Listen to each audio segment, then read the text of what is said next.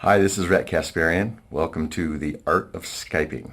Okay, so you'll notice here that I have a table that sits behind the normal desk. It's up about 6 inches higher. And I think you can see why, is that you want to make sure that the monitor behind the laptop is not blocked by the screen. So monitors are really cheap. You can get a 19, 21, 24 inch monitor for really cheap. You really need to have one nowadays for a variety of reasons, multitasking and being able to just be more productive, but especially for your video calls, and I'm going to explain why in a second here. So here you are, and here's your screen. Okay, so let's say you're on your call and here is your video. Now, as you can see, the video, when raised to as close to the camera up here as possible, is still not really right there. So when you look in the camera, that's what makes people feel like you're looking directly at them in their eyes, right? But naturally, we all want to look at the video of the other person. There's a way to be able to do that and kind of trick it. So if you bring it over to your other monitor and roll it over here, and you move the video of the individual down here directly in alignment with where the video camera is, and just drop the video down right behind the camera like that, it looks like you're looking directly at the individual. Okay, so it's a really nice way to give them that personalized feeling that you're looking directly at them and you're not distracted by constantly shifting your eyes to where the video is and then back to the camera. But the whole conversation can be directed straight through the video camera there. If you have to, just put books underneath the back monitor if you need to raise it up through that, if you don't have a table that can go higher, or if you have to just put it on the same desk as your laptop, that's fine. But the other aspect is the actual laptop itself. So you want to make sure that the video of you is centered. So you don't want too much room above, and you don't want your head cut off. So you want to make sure that you yourself are centered directly at eye level with where the camera is. So same thing, if you need to put books or something else underneath your laptop in order to bring it up to eye level, absolutely make sure you do that. The other aspect is proximity to the camera. So you can be too far back where it's distracting because you're looking at everything behind, but you can also be too close, and you don't want that either. The laptop, for example, can be too close, and it can look like you're looking up at the person, and nobody wants to kind of be looking up at the face. So you want to make sure it's back far enough and level in all directions, right? So that you're sitting close enough, but yet far enough away. The height level is at eye level.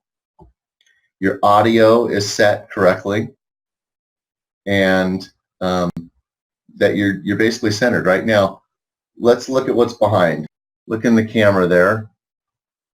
You can see that behind me is a picture. It's a nice picture, and it's not distracting. But that is, make sure that you don't have anything like that in the picture. Bring anything down when you bring up your camera and look at that background setting there. And so maybe that green wall looks a little kind of weird. So just turn so that you say, okay, yeah, there, that's perfect. Clean the background. Maybe I need to move and adjust my chair.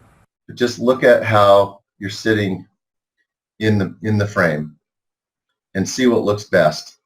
I think it's really important to make sure your audio and your microphone are on the laptop. it just looks kind of goofy when you're wearing a headset. Let me show you what I mean. Hey, how you doing? Okay. It's just distracting. Okay. And you just don't need it. Make sure your audio and your microphone and your speakers are all on your system, that they work well. This just looks better, doesn't it? Now, say you forgot you had an important Skype call and you decided to wear your gym clothes and you're kind of in a panic. Well, another good idea is to have your Skype bag. As you can see here, a couple of ties, just to change it up a little bit. Got your shirt, okay?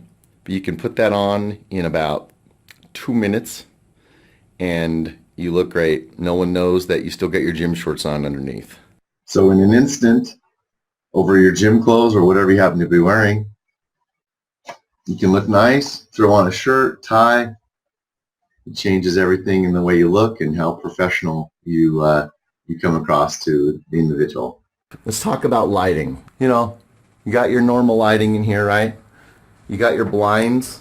Depending on what time of day it is, make sure you're adjusting the lighting with your curtains or your blinds.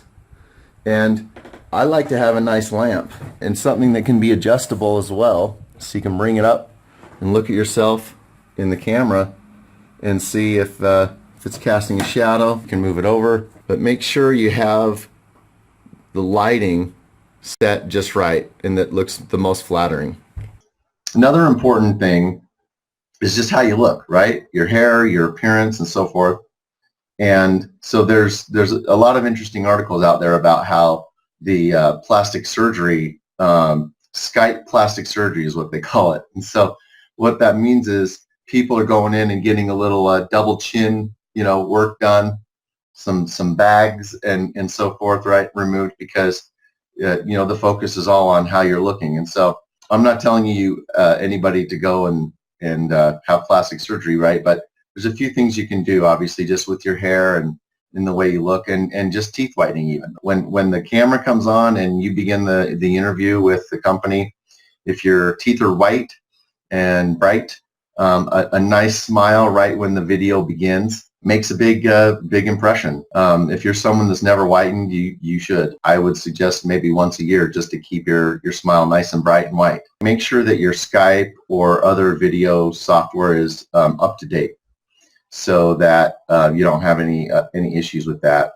Make sure the picture on your Skype profile looks good because that's something that people will see when they come to your profile to invite you to the meeting. One of the things that is becoming more and more popular in interviewing is video interviewing. So it's actually not a live Skype call. So what's happening is they send you a link and it activates your video recorder. And so what they'll do is say, okay, we're going to ask you 6 questions and you get 1.5 minutes on each question. The video camera basically will shut off at 1:30 and there's a little countdown next to the screen. And so you got to have your answers done within 1:30. So in those types of settings, again, super important to have all the things we've talked about in place because it's not just Skype calls that we're talking about. It's the way interviewing is happening more and more, and obviously business calls. Skype is becoming the way that people do business. And it doesn't have to be Skype, right? We use something called Ring Central for all of our meetings. But the point is it's video interaction and screen sharing. And so it's important that everybody gets up to date with all of these techniques and that you're doing it well because it's kind of interesting and you'll start to notice these differences when you engage with people on their end. You'll notice the background and the distractions and the noises in the background and so many of the things that we've gone over. Once you have your things in place, you'll feel really good about yourself. You'll realize how important it is and how you're coming across in a very professional way. And so these are a lot of the techniques that will really help you have effective Skype conversations and interviews and conversations. The implementation of these techniques will really help you out in all of your communications.